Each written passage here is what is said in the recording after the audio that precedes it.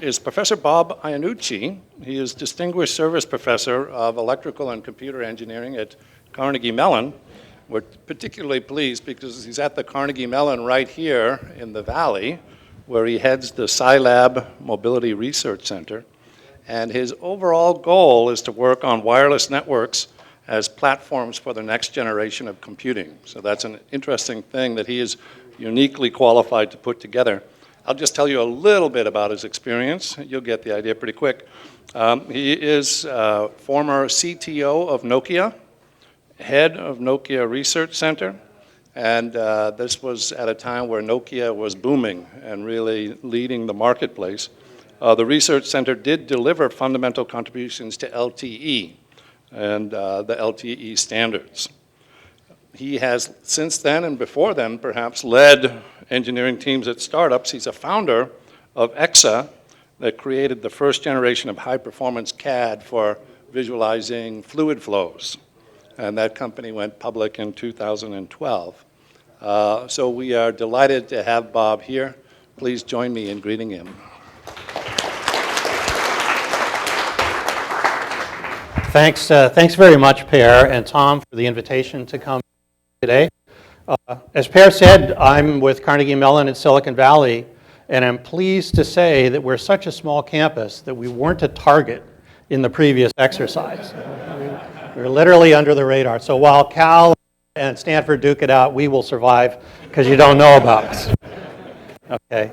So what I want to talk to you today, talk to you about today is maybe a little bit different than what's been said so far. I want to talk about the Internet of Things and try to debunk a couple of myths about the Internet of Things, but most importantly, I hope that at the end of this, you come to an understanding that time and getting time right is really central to getting the value out of the Internet of Things. So we're going to do that today in a couple of pieces. I know that any good story should have 3 points. I have 6, so if you remember any 3 of them, I guess that will be good. But the first one is, the Internet of Things, beyond being a fad, is really the next computing platform. And I'll define for you what I mean by computing platform. It's inherently cyber-physical, another great buzzword, and I'll explain why that's important, what that means. It's going to be distributed, curated, and energy poor. And all of those things bear on the question of what time means in the Internet of Things. Time will be a first-order concept in how we program the Internet of Things, and we really don't know how to do that today. Traditional timekeeping approaches don't work particularly well.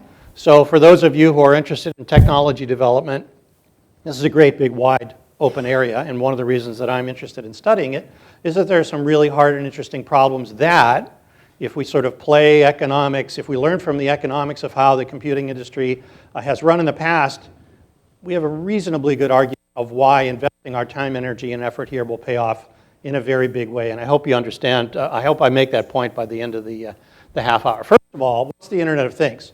So I would say that most of what people know about the Internet of Things focuses more on the things, right? If you have a Fitbit or an Apple Watch, or if you have a Nest thermostat in your house, or a security camera that was hacked recently in the distributed denial of service attack, you think mostly about the devices and possibly how they're connected to the cloud in some way.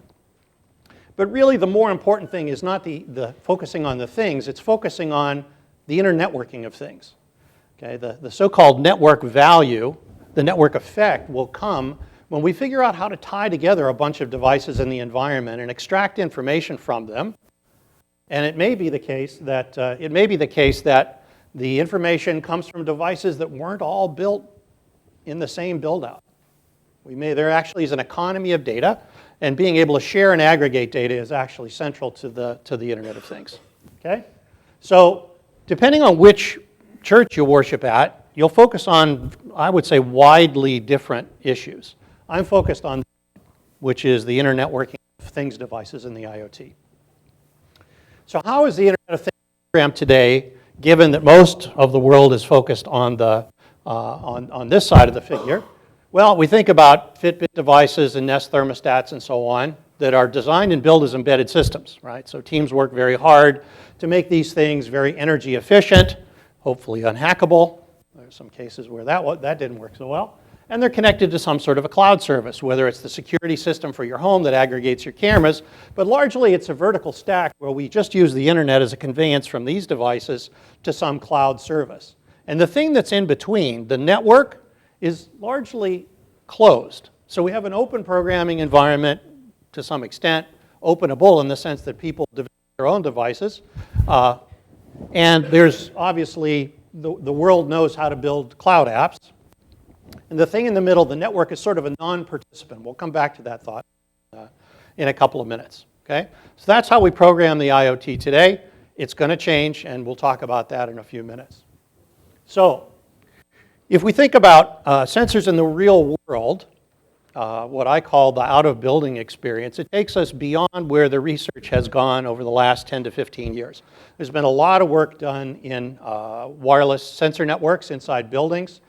That's actually a fairly well understood problem, but I would say that most of the value of the IoT, I assert without proof, will come from the fact that we're going to put sensors in the real world. We talk about smart cities, yet another buzzword, and I genuinely believe that instrumenting cities will have phenomenal economic value, and most of that value will come from applications other than the ones that people are talking about today. But it relies on building sensors that can live in a very harsh environment. If we think about the sensors that exist today in the in-building or inside the box experience, what are the characteristics? Well, first of all, they usually have power. Okay?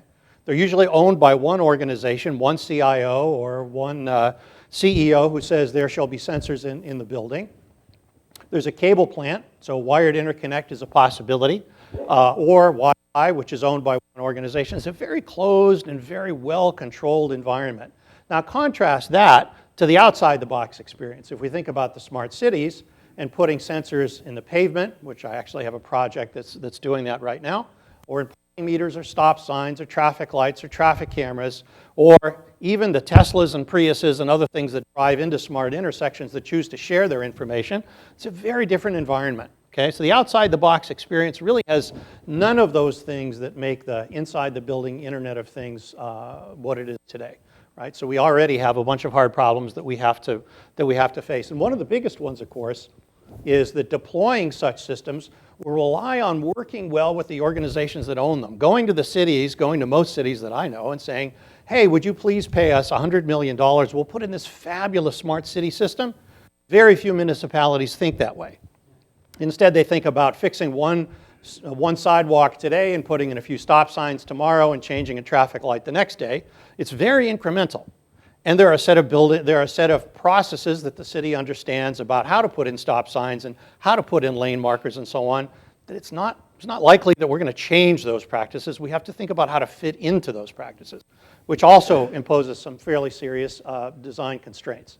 So we have to think in terms of devices that go into the environment that are like stop signs. They've got to have a long lifetime. They've got to require no maintenance. Okay? I teach my students that when we think about building sensors that go into the environment, it has to follow the Ohio principle. This doesn't refer to the state that's west of Pennsylvania. This means only handle it once. Okay? So we really have to think about these simple 50-cent devices that are going to go into the world that will create the information from which we will create the smart cities as devices that kind of have to be built like launching satellites with atomic clocks in them. Once we launch them, they're gone. Okay? It may not be that we're launching a couple of dozen very expensive devices, but we're talking about hundreds of millions or billions of devices that in total cost will be certainly on scale with what we did with the GPS constellation, but it has the same design challenge. Okay? But the economics are now very different. The economics in terms of bill of material or the cost of the goods, but really importantly, in terms of the energy that we ship with the device. Okay? We can't have these little sensors in the environment unfurl solar panels and harvest a ton of energy. They have to be run over by trucks and bumped into by pedestrians and so on. So we really have physical constraints that control how much energy we can harvest, which kind of forces us to think about shipping the energy with the device that will live with it for its entire lifetime, and therefore we have to figure out how to do everything that the device needs to do with a very constrained energy budget. Okay? Hard engineering. So let's take a look at an hour in the lifetime of one of these, figure out what it has to do. So if we start with a 1,000 milliamp hour battery, which is probably kind of big for most of the devices that we contemplate putting in the environment, and maybe it costs 50 cents, and it has some sort of a low power wide area networking radio because we can't afford to run a wire to it, would certainly swamp the cost of installing the device, and it's got to last for 5 years. What can that device actually afford to do in terms of sensing, computing, transmitting, and receiving, given the energy budget of a 1,000 milliamp hour battery in a 5-year lifetime? Well, it's not pretty. It says that out of an hour, we might be able to spend about 10 seconds sensing and computing, okay, reading things from the environment, doing FFTs, doing accumulation, doing whatever, but we have 10 seconds to do it from an energy budget perspective. Maybe 10 seconds where we listen for instructions from some central server that tells us what we should do next, and about 5 minutes. The rest of the time, the device has to be off, and really hard off, like below microamps level off, in order to meet the battery target. Okay, so that's one point. That imposes some constraints on the bottom of the pyramid devices on which we will build this whole thing. But is that where the value is really going to be? If we kind of wind the world forward and say, at the end of the day, will it be the devices themselves, or will it be something else that offers all that investment and all that value? Well, I'll show you a story in a minute that's motivated by my own personal history. But I put together this value chain in the style of Michael Porter that says, in the future, what will the shape of all the investment and all the devices and all the numbers for the Internet of Things kind of look like? Well, obviously at the lowest level, we'll have transducers, sensors, magnetometers, accelerometers, all the things that can sense things in the physical environment. And that's actually going along very well. MEMS and nano device research is actually doing quite well, and the cost of those devices is plummeting. We'll have these bottom of the pyramid devices, the actual sensors that get deployed in the environment that have radios as well as sensors, the things that have that nasty power budget I talked about a minute ago. And maybe we'll have 100 billion of those. Some people say more. But it's not really a stretch to think of 100. If we ship 1.5 billion smartphones every year, it's not much stretch to think that we'll have 10 to 100 IoT devices for every mobile phone that's shipped. So that's not completely crazy. So these devices themselves will somehow, their data will be aggregated wirelessly through some network that doesn't exist, and I argue that it isn't cellular. That's a different conversation. That data will then be aggregated, stuck in databases. But here's the important part.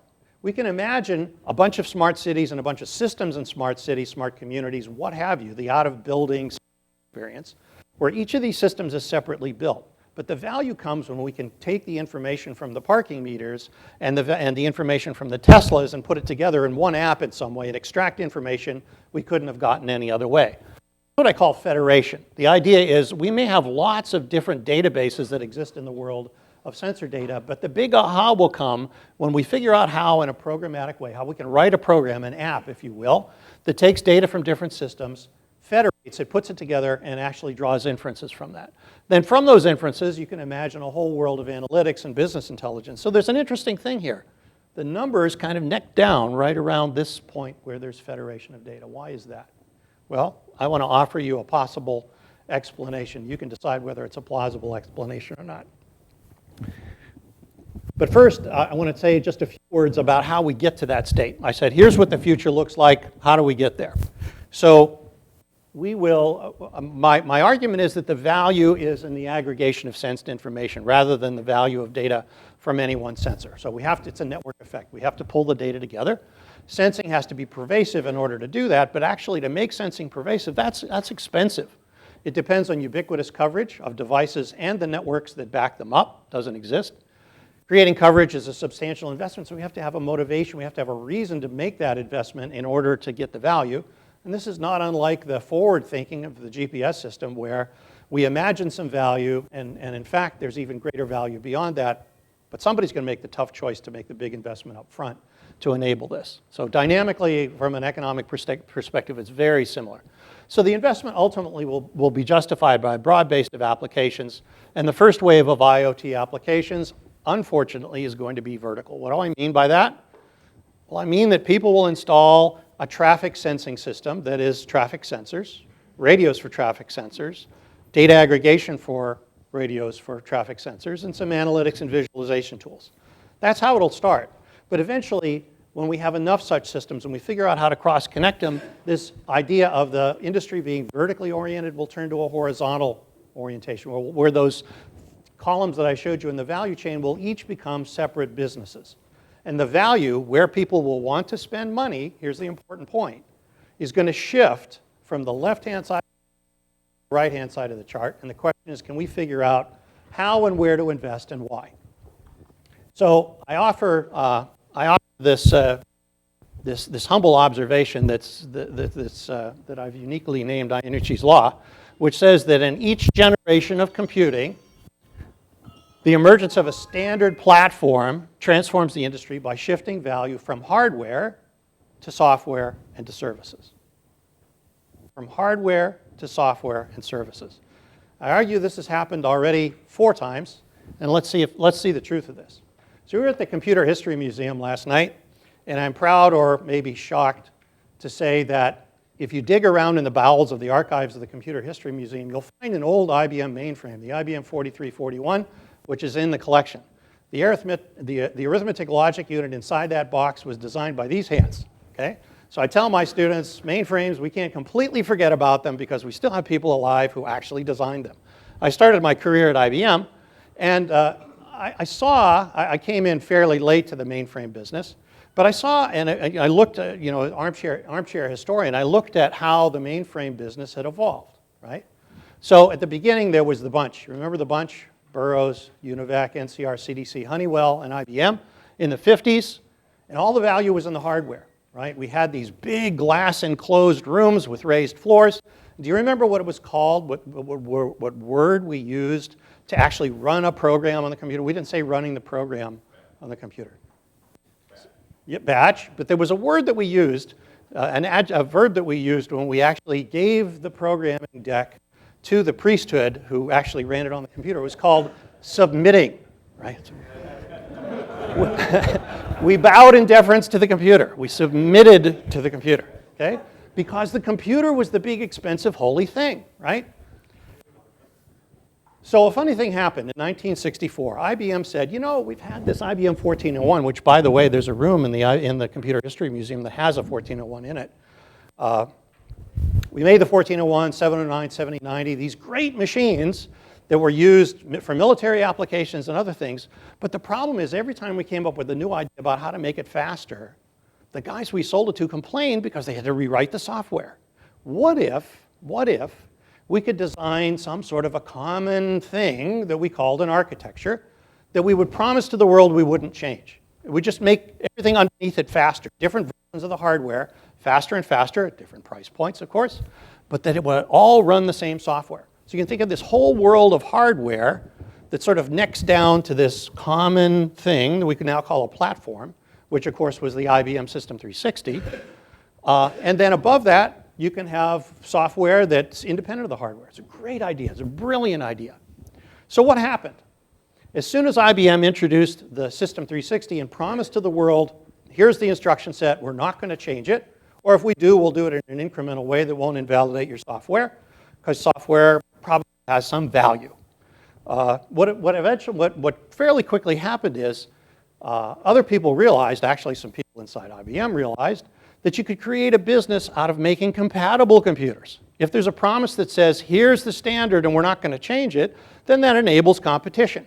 Okay? What does competition do? Competition turns the game from uniqueness to a game of price, and it becomes a race to the bottom.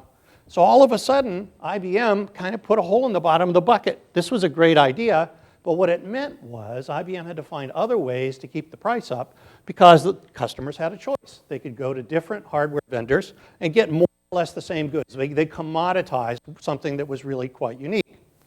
So what happened then, of course, is Computer Sciences Corporation, billion-dollar company that you never heard of, became a great big deal because it wrote software for these machines. Ultimately, what happened was that the CIOs of the day, this is in the late 60s, were daunted by the complexity of the software that they could buy and the choices that they had in hardware, and they didn't want to employ a staff to evaluate all the different alternatives. What they really wanted was somebody to run their supply chain or somebody to run their payroll system. So what emerged was a new business in services where the purveyor of services, Mr. CIO, we'll take responsibility for the hardware and software. You tell us what application, we'll just do it, okay? So, and then IBM, from being a hardware vendor to being a software vendor, right? Became a service vendor, right? And IBM now today makes more money selling hardware. So that was one sort of. Now, what happened in the mini computer area? In the beginning of the mini computer area, there was DEC and Data General and Wang. You remember Wang? All of it was in the hardware. And then DEC said, let there be vendors. And all of a sudden, there were competitors down for the computing. Some guys got the idea that software was really the valuable thing and they should stay out of hardware. And once again, it turned into a complex problem, and the CIO said, look, I just want someone to manage this. Okay? You see the pattern? So what happened to the PC business? Apple, Commodore, and nothing happened. The IBM came out, became the standard. Compaq became the company to $1 billion in revenue than any other company in history. Check. Compatibles. Okay. So now you see what's happening in the mobile business. Can you use this? Your mic is Okay, thanks. So what happens in the mobile business, we had, when I joined Nokia had 50 different models of incompatible phones. Things have sort of necked down now to Android and iOS, plus cloud services. So Pokemon Go is the example here of the platform that partly runs on the phone, partly runs in the cloud. So in each one of these runs of the movie, a standard platform has caused a shift. But the question is, what's going to happen with the Internet of Things? Can we get ahead of this? Can we predict where this is going to go? Well, so this fifth platform, the Internet of Things, I believe, is going to have two really important properties. One is flexible, powerful, programmable devices. We sort of have that today. You can build very, very powerful Internet of Things sensor devices and a flexible, open, programmable network to support them. So we observe that number one exists and number two does not exist. Okay? We can't program networks today. So this is the focus of where I think Internet of Things research ought to go. What needs to change is a perspective that enabling programmability of the network is going to help us build applications where down here at the low level of the sensor devices we'll have the Teslas and the pavement sensors and so on. And somewhere in some combination of the network and the cloud, we'll run these real-time applications that extract value from the sensors and prevent accidents and so on. So the programming model, instead of the one that I showed you before, where at the bottom we program embedded, at the top we have a software development environment that's quite different, what we imagine is the ability to write an app, if you will, for this whole assemblage. It's distributed, it's on hardware that you don't own, and it goes all the way down to the device. Importantly, it's going all the way down to these little Ohio devices that are power constrained.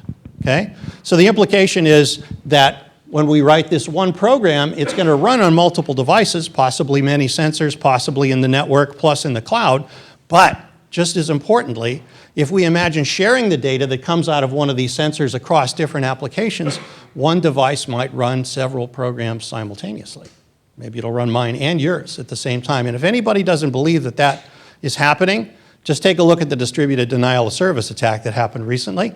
That was an example of some of these low-level devices being usurped and caused to run a second program. At the same time that it was doing security camera work, it was also doing a denial of service, distributed denial of service attack. So the ability, the programmability at this level is undeniable. Now the question is, how do we harness it?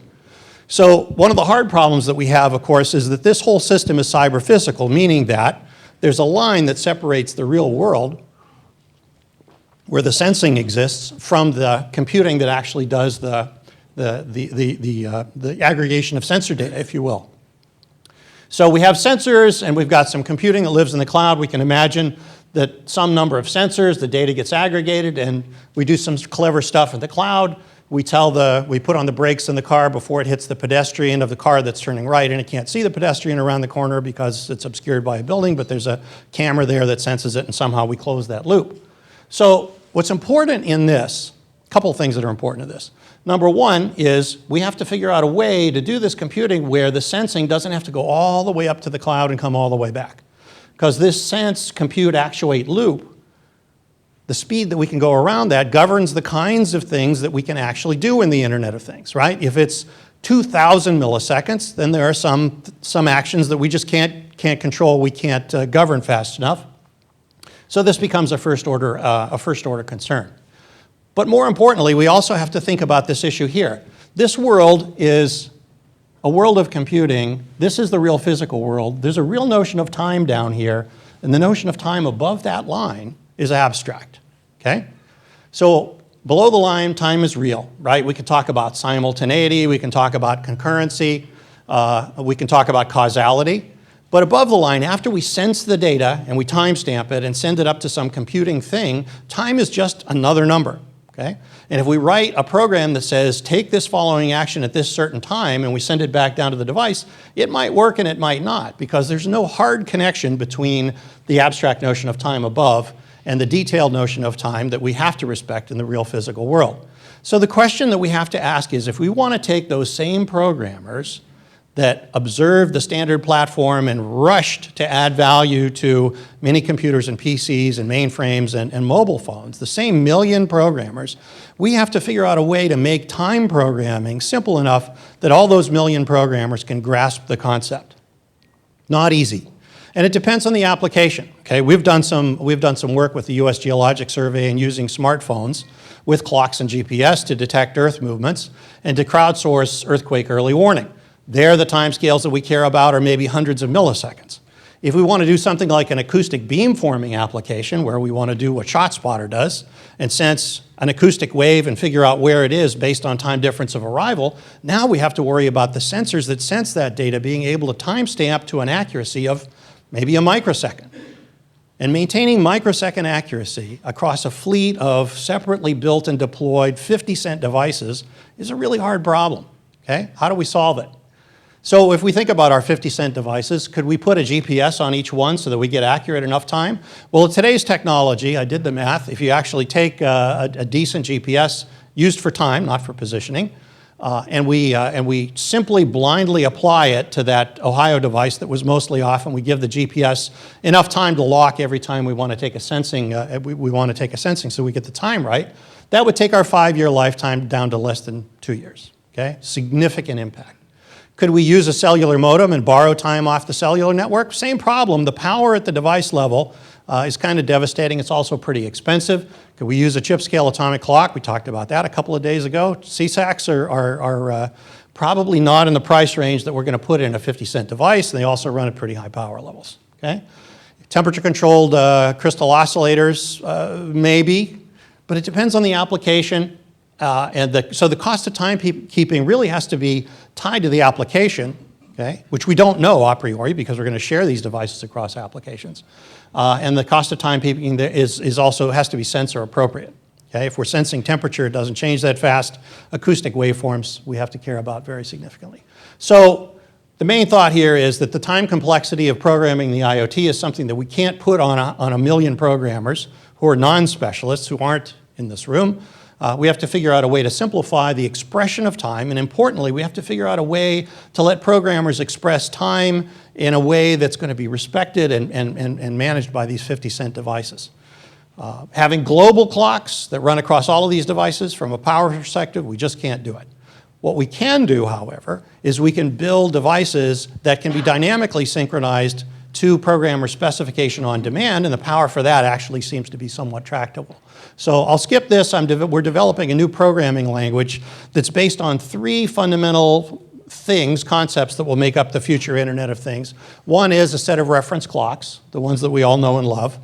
A set of what we call computing ensembles that are a combination of computing, sensing, memory, and a synchronizable clock, a clock that can be dynamically synchronized with IEEE 1588 or similar NTP or other appropriate protocols over a network, as well as a set of code blocks, chunks of programs. And the idea is to create a meta language that allows programmers to specify the time constraints. And what it looks like is something like this. So the programmer might have to explicitly say, you know, I really want to run this code on these sensors, so identifying the particular intersection which lets us take advantage of some geographic locality with a specification of which reference clock we want to synchronize to that might not be global reference. And all that really matters, for instance, in that acoustic sensing application, is that all the sensors that are trying to sense it are synchronized to the same clock. It doesn't have to be necessarily globally synchronized to UTC. And so the programmer now, we're like all good hardware designers, when we come across a problem we can't solve in hardware, what do? We make it a software problem. So that's essentially what we've done. And I won't go through the details here. This is work in progress with my colleague Gabriel Shrivastava in Arizona, where we're actually building a model, a reference architecture for sensor devices that has synchronization ability and a programming language that will ride on top of this. And our hope is that we can simplify synchronization, the expression of synchronization, and the actual realization of synchronization so that garden variety programmers can wrap their heads around this. Okay, so in summary, this Internet of Things platform, what I call P5, is an inherently cyber-physical system. It should follow the patterns of how previous generations of computing have evolved. It's going to be distributed, federated, and energy poor. I hope you believe that now. Time is a first-order concept because those sensors have to cross the timeline, and we have to get the programmers comfortable with how to deal with that. Traditional timekeeping approaches won't work, and we have to look at something simpler and more relaxed that we call timing islands. So there's more you can read about that. This is, as I said, work in progress. And I hope it stimulates some discussion and thought about how this next generation of computing is actually going to evolve. Thank you.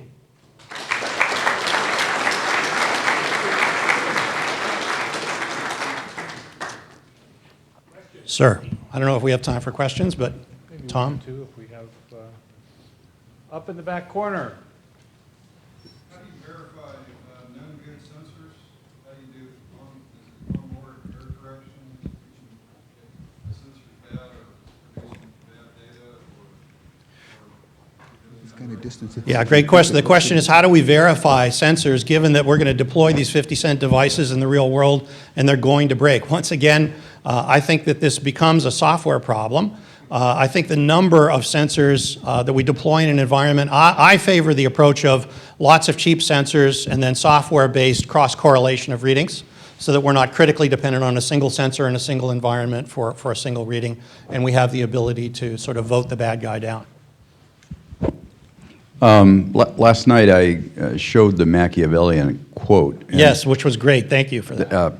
Thank you for being there. But the question I have relates to the quote, incumbents, the ones who are already doing something. How do they react to what you're suggesting? Are you getting universal acceptance? Do they regard you as a weird person who doesn't understand the problem, or? Well, I probably am a weird person who doesn't understand No, the you're problem. actually an excellent talker. I really enjoyed the talk. Thank you, thank you. So the question is, how do the incumbents view this? I would say with suspicion and a little bit of disdain, but you know, I haven't gotten the talk to the hand yet. I think the view is more one of, yes, we too don't quite know where to play right now. We would like to get value out of the devices while there's a value to be gotten. But I don't think that there's really a coherent view among the research community in particular, which is the community that has to make this happen right now, that we really need to focus on this idea of how the IoT will be platformized. Most people say, okay, maybe. And then how do we actually do it? And given that they haven't really bought the platform concept, despite the fact that we've seen the movie 4 times, kind of makes me wonder. But yeah, I haven't gotten the resistance yet that you've gotten, which means that I'm probably not pushing hard enough. But thank you, yes. I will just talk. Christoph Günther from German Aerospace Center. Thank you very much. It was a very interesting talk. Now, you were mentioning many things like the programmability of the sensors, of the networking of those sensors. And on the other side, you wanted things to be open, to have no real ownership. I mean, how do you think one will capitalize on this? I mean, can't there be, let's say, application people taking those resources away for their purposes? How do you think a larger community can take advantage of such an infrastructure that's around? Yeah, this is a great question. Thank you. So if we believe, if we even tentatively believe this idea that the value comes from federation, the question is, what incentive is there for people to share? What incentive is there for people to take the risk? As Per mentioned, I've started some companies. One went public, 2 did not, One of the ones that did not was a company that I started on this premise of we need to have a repository for sense data and to create a microeconomy, right? So that you have an incentive to share your data. I met with the guys at AccuWeather. This was an inspiration, if I can just take 1 minute. So I met with the guys at AccuWeather in State College, Pennsylvania. And of course, they have, Brenda, who stands in front of the green screen map and gives the weather report. And they're clearly an authority in weather. So if you go there, what you see is actually it looks like a movie studio, because Brenda's here and George is there and Fred is there, all on these green screens, which is kind of, you think AccuWeather, there must be meteorologists, and they are, because 17% of the world's meteorologists are in State College, Pennsylvania, strangely enough. So they have the science, but they present themselves as a media company. And if you go and talk to the CEO, you walk into this huge 2 football field-sized building in State College, Pennsylvania, with Brenda and George and Fred around the edges. There's a group of 10 guys over in the corner. It's a dark corner. They're all heads down. You ask the CEO, who are those guys? Oh, those are our weather forensics experts. Weather forensics, what does that mean? Well, it turns out, Bob, that when Katrina hit, right, and the people didn't have flood insurance, and they filed a claim for their homeowner's policy, the question was, did the rain come first, or did the flood water come first? Because they weren't insured against flood, but they were insured against rain. So who did they turn to? They turned to AccuWeather, right? The point is this. AccuWeather had all of that data. They gathered all of that data for Katrina, and they didn't know what the value was until Katrina hit. The same thing is going to happen in this world of the Internet of Things if we can figure out a way to create a barter economy, a cash economy between information providers, the people who install the devices, and information consumers. Then I think we create exactly the incentive that will cause people to want to do this. Okay? And I can talk more about it, but I know I don't have time. Did I answer your question? Did I answer your question? Yeah, I mean, just one point. But when you have ownership, actually, it's not open in somebody is very wide. Somebody has to pay to put the devices in, right? And that, I think, comes from what I mentioned first, which is the first wave of devices will be put in for some vertical application, and then there will be a secondary market for the information that's yielded from that. Yeah, go ahead. Concept of time island at the sensor level.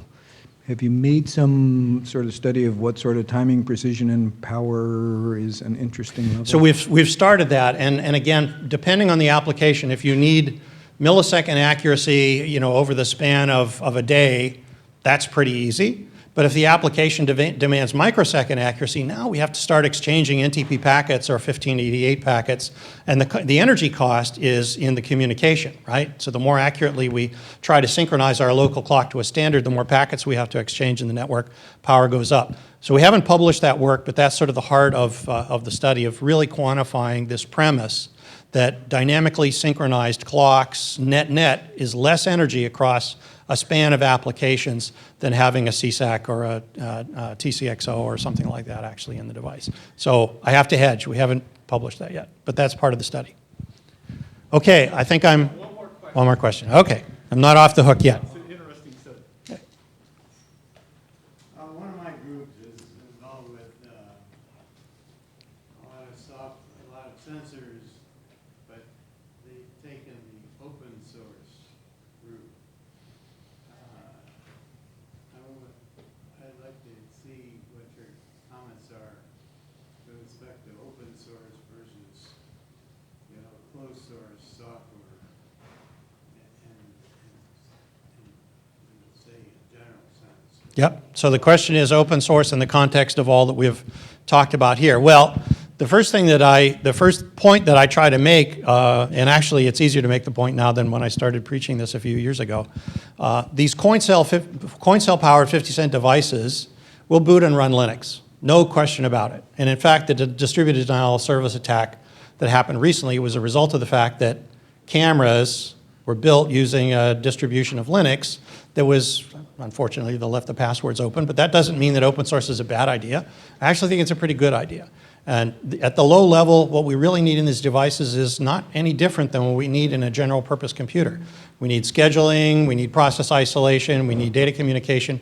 Why reinvent that? I think that the direction that we'll go is in a flavor of Linux that sort of follows maybe the Raspberry Pi line or one of these others, where we actually drive it down to a 50-cent device from an energy space, execution time perspective. So very important. In terms of the software in the cloud, very open. The hard nut, really, in all of this is getting the carriers, or whatever the carriers will be in 5 to 10 years, excuse me, to agree to make their networks open and to run them on open source in ways that actually makes the network open rather than just leveraging open source for a closed application. And that, I think, is a really hard problem. The bright light on the horizon is the emergence of low power, wide area networks that will sit sort of aside the cellular networks. I'm actually working with a group to do a build out. We've got a prototype running actually here in the city of Palo Alto. And our intent is to make those open. The challenge, of course, is that the more open we are, the more likely something is to be subject to people doing things that we don't want in the network. We don't know how to solve that yet. So big fan of open source. I think most of this will be open source. And it will grow once the community is engaged in the premise that programming the network, programming this as a full stack is a good idea. And we're not there yet. Thank you very much. Yeah, you're welcome. Thank you for the invitation.